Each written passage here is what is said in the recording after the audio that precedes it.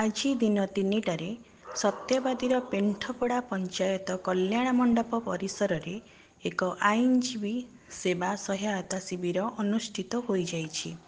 ଏହି ଶିବିରରେ ପୁରୀ ଜିଲ୍ଲା ଆଇନ ସେବା ପ୍ରାଧିକରଣ ସଚିବ ଅମିତ କୁମାର ବାରିକ ଯୋଗଦେଇ କେନ୍ଦ୍ର ଓ ରାଜ୍ୟ ସରକାରଙ୍କ ଦ୍ୱାରା ପ୍ରଣୟନ କରାଯାଇଥିବା ବିଭିନ୍ନ ଯୋଜନାଗୁଡ଼ିକ ପ୍ରକୃତ ହିତାଧିକାରୀଙ୍କ ପାଖରେ ସଠିକ୍ ଭାବରେ ପହଞ୍ଚୁଛି ନା ନାହିଁ ତା ଉପରେ ଥିବା ଆଇନ ସମ୍ବନ୍ଧୀୟ ଦିଗ ଉପରେ ଗୁରୁତ୍ୱପୂର୍ଣ୍ଣ ସୂଚନା ପ୍ରଦାନ କରିଥିଲେ।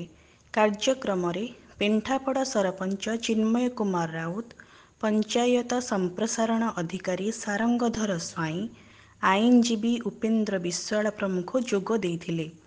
ଯେଉଁ ଜନସାଧାରଣଙ୍କ ବାର୍ଷିକ ଆୟ 3 ଲକ୍ଷ ଟଙ୍କା ହୋଇଥିବ ସେମାନେ ସତ୍ୟବାଦୀ ବ୍ଲକ ପରିସରରେ ପ୍ରତ୍ୟେକ ବୁଧବାର ଖୋଲାଯାଉଥିବା ଗ୍ରାମୀଣ ଆଇନ ସହାୟତା କେନ୍ଦ୍ର ପକ୍ଷରୁ ମାଗଣା ଆଇନ ସହାୟତା ପରାମର୍ଶ ନେଇ ପାରିବେ ବୋଲି ଅତିଥିମାନେ ସୂଚନା ଦେଇଥିଲେ।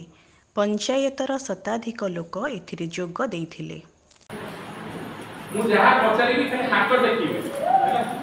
ଏଇ ପେଣ୍ଠପଡ଼ା ପଞ୍ଚାୟତରେ ଯେଉଁମାନେ ଭାବୁଛନ୍ତି ଯେ ସେମାନେ ଆବାସ ଯୋଜନା ଆମର ପ୍ରାଇମ ମିନିଷ୍ଟର ଆବାସ ଯୋଜନା ପ୍ରଧାନମନ୍ତ୍ରୀ ଆବାସ ଯୋଜନା ଏହା ପୂର୍ବରୁ ବିଜୁ ଆମ ଓଡ଼ିଶା ଗଭର୍ଣ୍ଣମେଣ୍ଟ ବିଜୁ ପକ୍କା ଘର ସେଟା ଚାଲିଛି ତ ନା ବନ୍ଦ ହେଇଗଲା?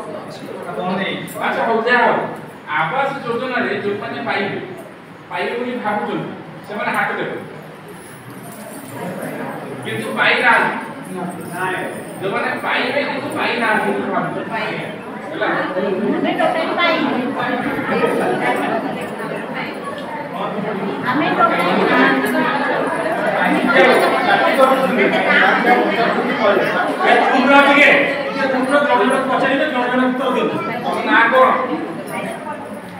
ଆଇସା କର ତମ ସ୍ୱାମୀଙ୍କର ଘର ଅଛି ନାହିଁ? ତମେ ବାହା ହେଇଛ, ସ୍ୱାମୀ ଅଛନ୍ତି ତାଙ୍କର ଘର ଅଛି? ଆଇସା ପରିବିନ ଇନ୍ଦିରା ଆବାସ ତମେ ପାଇବ। ଶୁଣ ତମର ଘର ଅଛି କି ନାହିଁ? ପକ୍କା ଘର ଅଛି କି ନାହିଁ? ଆଉ ଇନ୍ଦିରା ଆବାସ ପାଇବ କୋଉଠି? ପକ୍କା ଘର ଥିଲେ ତ ଇନ୍ଦିରା ଆବାସ ପାଇବ। ପକ୍କା ଘର ଥିଲେ ଆବାସ ତ ପାଇବନି। ତମେ ହାତ ଟେକି ଦେଲେ ତମେ ପାଇବ।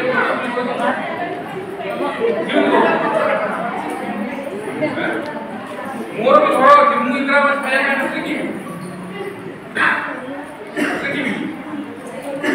ତେଣୁ ଯୋଉମାନଙ୍କର ଘର ଅଛି ସେମାନେ ହାତ ଟେକିବେ, ଯୋଉମାନଙ୍କର ପକ୍କା ଘର ଅଛି ସେମାନେ ପାଇବା ପାଇଁ ଯୋଗ୍ୟ ନୁହଁ। କେମିତି ହାତ ଟେକିଲେ? ଯୋଉମାନଙ୍କର ପକ୍କା ଘର ଅଛି, ଯୋଉମାନଙ୍କର ଘର ନାହିଁ ଯୋଉମାନଙ୍କର ପକ୍କା ଘର ନାହିଁ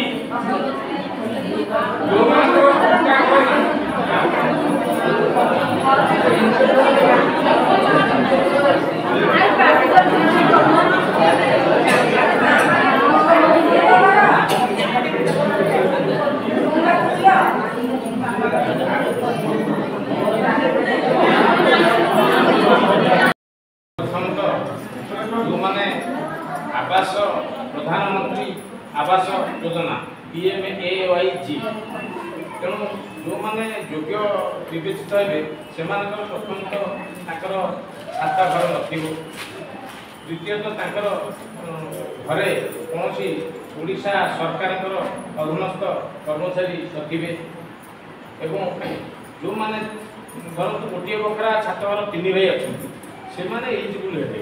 ତେଣୁ ସେଇ ଅନୁସାରେ ଆପଣ ଯାହା କହିଲେ ସେଇ ଅନୁସାରେ ସେଇ ହିସାବରେ ହାତ ଟେକିବେ। କୋଉମାନଙ୍କର ଏଇ ଯୋଉ କ୍ରାଇଟେରିଆ ପୂର୍ତ୍ତି ହଉଛି ହାତ ଟେକିବେ।